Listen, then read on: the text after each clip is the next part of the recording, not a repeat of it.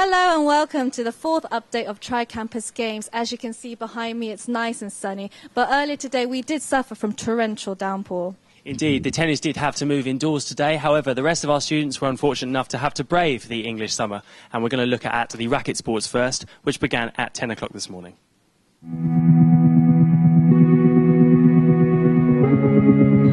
In the table tennis, we saw the UK take on Malaysia in the final match of the tournament. Once again, the UK men put in a very strong performance, losing only one match to prove victorious and to take the gold medal, winning 4-1. In the women's table tennis, it was a very strong performance with UK winning 5-0, coming through strong to take a good silver medal position. In the squash, we saw China take on Malaysia in the final match of this tournament. In the men's, Malaysia managed to beat a strong Chinese side, winning 2-0 and taking home a silver medal. In the women's, after a strong match, the Malaysians proved dominant and came home winning 2-0 and the gold medal. In the final badminton matches of the tournament, we saw the UK take on China. In the men's matches, despite strong opposition, the UK managed to overpower the Chinese and come home to get second place. In the women's badminton, the UK proved too much of a challenge for China, winning and taking the gold medal. It went really well. I did have a few unforced errors, but I managed to pull it out and I was quite pleased with myself. My favourite moment? I think basically just playing with everyone, getting all the campuses all together. Due to rather treacherous conditions outside, the tennis matches between the UK and China were relocated to the large sports hall on campus. After a scintillating match, the UK men's team managed to power through and beat their Chinese rivals. In the women's tennis, it was a similar situation, with the UK team overpowering their Chinese counterparts.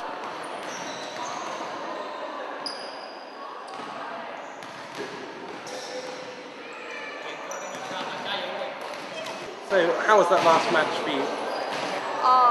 She's a very great player, and I think it's a very fantastic and very exciting meeting, and I feel very great even if I'm lost. The conclusion to today's racket sports, and we'd like to wish a big congratulations to all of the winners who are exemplifying year upon year how much tri-campus competition is improving.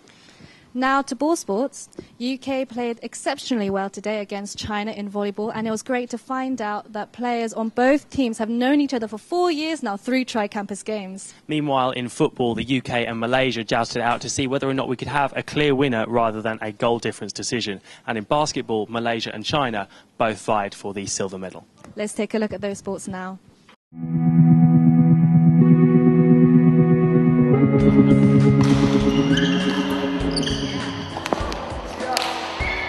In the volleyball, the UK once again put in an incredible performance, beating China in a whitewash of 3-0.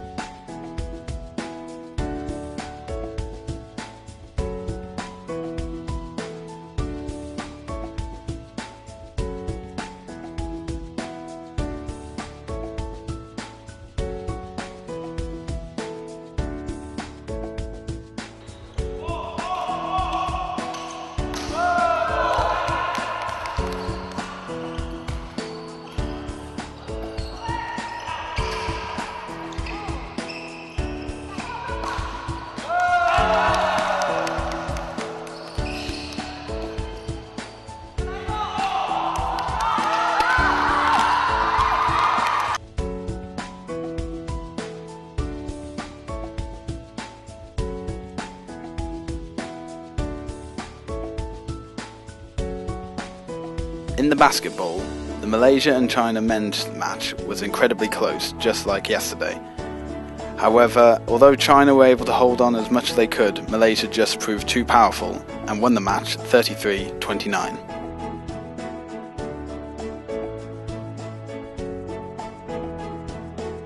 In the football, the UK women beat Malaysia 6-0, again securing the gold medal.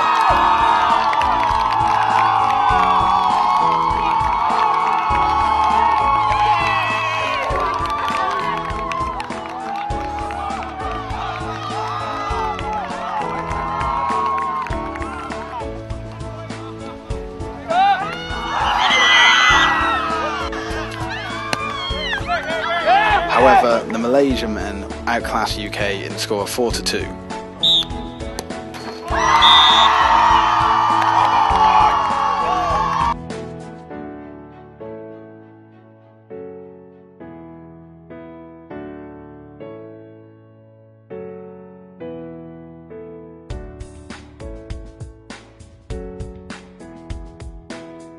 In the ultimate, China faced the UK, with the UK emerging victorious 11-7 and securing the gold medal again for Team UK.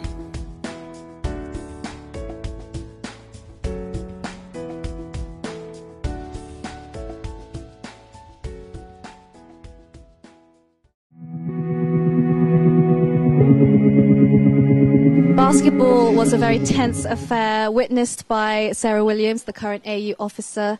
Hi Sarah, how do you think the games have gone so far? The games have gone really well so far. I'm really pleased at the standard. I was really surprised. The basketball team, for example, they only started training 4 years ago when Tri-Campus started. The match that I've just watched was brilliant. There's some really star players on the Malaysian team especially. The games themselves are just great to sort of like unite everyone from all of the 3 campuses. And yeah, really impressed at the standard actually. Great. Obviously, Sarah, as a progressive university, we do try and push sport forward as much as we can. How important do you think that an event like Tri-Campus is in order to achieve that? I think it's really important. It really makes all of the different countries realise what standard is out there. By seeing what everyone else does on our 3 different campuses, you can really get an idea of what we're trying to work towards together. Great. And finally, are you excited about the Olympic torch relay that is going through Jubilee Campus tomorrow morning? Yeah, I'm really excited actually. I'll be down there tomorrow morning to have a look at what all the fuss is about. So yeah, really excited. Thank you very much for joining us, Sarah, and we'll let you get back to your busy schedule. Good evening and welcome. You join me here in the centre of Nottingham at Market Square, and as you can see behind me, it is absolutely packed with the anticipation that the Olympic flame will be making its way into the city centre very shortly. Now, I've got my flag, but we'll be catching up with as many people as possible to find out what their take is on this once-in-a-lifetime opportunity to see the Olympic flame, which is obviously here in preparation for the London 2012 Games that kick off in just a few weeks' time.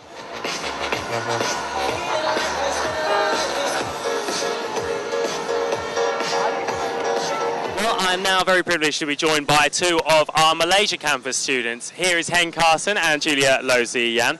Now, guys, you've not been to England before, have you? So far, what have you made of it? A lot of good experience. The weather is definitely something new to us. Summer as well. It's really cool. I really love the place here. Yeah, I'm definitely enjoying the weather. It's much better compared to Malaysia where it's hot and humid. Here it's more windy and much more enjoyable. This is the celebration in Nottingham for the Olympic flame. What do you make of the atmosphere here this evening? I think it's definitely really busy right here and everyone's having good spirits and looking forward to the Olympic Games, definitely.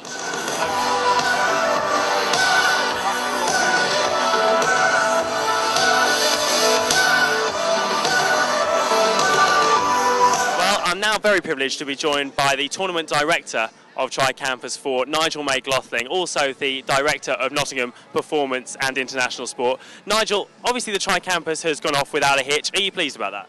I'd be delighted if it had gone off without a hitch, Ed, but yeah, we've managed to cover the hitches we've had. It's been a fantastic time and we're finishing up in Slab Square for the Olympic torch, so it could be a wonderful time for us all. Obviously, this is a massive event for the city of Nottingham and a once-in-a-lifetime opportunity for many of us. Now, what does it mean to you in a tournament you're directing to be able to bring so many students, not just from the UK, but also the China and Malaysia campuses, to experience this? It's an international event. It is what Tri-Campus is about, and what a fantastic fitting way for us to mark Tri-Campus.